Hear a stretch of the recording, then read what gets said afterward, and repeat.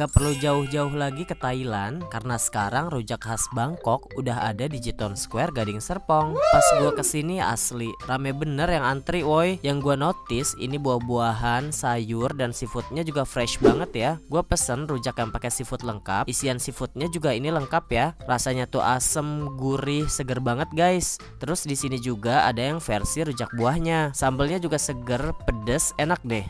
Next gue cobain gochujang. Ini tuh sate ayam ala Korea yang digoreng pakai tepung crispy guys. Kalau yang dibakar kan namanya dakochi ya. Terus dikasih saus gochujang dan topping. Saus gochujangnya tuh nggak yang abal-abal ya. Dan ayamnya juga gede loh ini. Udah makan yang gurih, gue mau cobain yang manis-manis nih. Gue nemu ada marshmallow pakai cookies yang meler banget kayak begini. Gue pesen rasa coklat dan lihat dong, ini meler banget woi. Kayaknya di Jiton Square